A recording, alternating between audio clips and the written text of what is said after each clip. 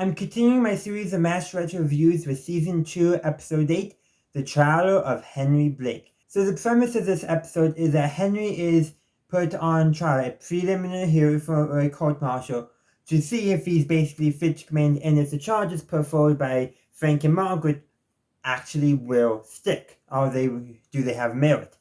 And the charges are basically unfit for command, all that, things like, allowing Klingon, a transvestite, to be around the camp. Klingon is just doing that to get out of the army. Everyone knows that. That's literally his bit. And everyone just accepts that he's doing it, but because he does his job, they don't care. They have, gurney races, and all that. And again, one of Frank Henry's defense is that, hey, it's a morale building thing, which is, building morale, but there's a more serious charge, i.e. giving aid and comfort to the enemy or treason. What's actually going on? Simple.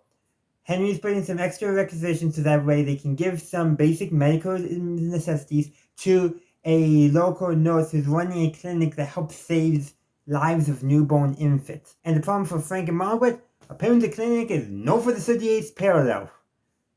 And this clinic is not giving aid and comfort to them. In fact, medical personnel are supposed to give medical aid to the enemy. If I remember correctly, it's against the Geneva Conventions to deny enemy soldiers, enemy personnel medical treatment. Now, you're supposed to take them prisoner afterwards, if I remember correctly. But, giving aid and comfort to the enemy in terms of medical stuff is allowed. It's just, you generally should probably keep them prisoner. But regardless, Frank should understand what it means to be a doctor. But then again, this is Frank after all. Anyhow, do you know how they resolve it? Well, they get Nurse Craggy to show up, that's the nurse to testify. She brings one of her patients who is expecting, and as a visual demonstration of how the medical supplies that Henry has provided to them is helping them to save lives, to save the lives of newborns. And the panel decides, we're going to drop our charges if Frank will agree. Well, Frank doesn't want to agree until Hargett puts a note in front of him, basically saying that they're going to tell his wife that him and Margaret are having an affair. And that gets them both of them to agree not to do it. Of course, there's a bunch of other stuff going on, such as Frank and Margaret putting Hawkeye and Trapper under house arrest in order to prevent them from, putting evidence forward in favor of Henry, which actually, according to the MASH wiki, is against the military code of conduct, because false arrest and impeding an investigation. And again, Frank would not make a good commander. I mean, he's literally having the rocks painted white, which is against air code regulations. Margaret points out to him that, no, he can't technically do that, so what does Frank do? Just paint the top half, so that way it can be turned over every night. And this is not the only time Frank will do it. We'll see Frank having the rocks painted white again in the future. But there's this one line right before Frank has Hawkeye and Trapper arrested, where Frank says they'll soon have a real man in charge, and Hawkeye and Trapper go to congratulate Margaret. Now, that's played off as a joke, but the thing is, Margaret would be a better CEO than Frank ever could.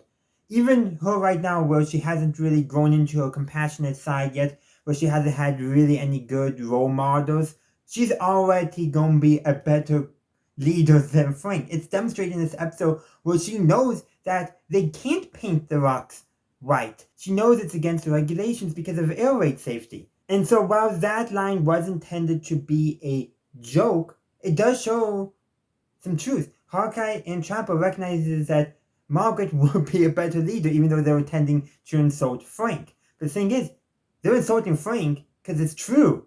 Frank is not a good leader. They go AWOL on him to save Henry because they know he's going to be a bad commander. While Frank tries to make that look bad on Henry, the thing is, he was in active command at the time of the 477. It's going to be bad on him. He's not a good commander.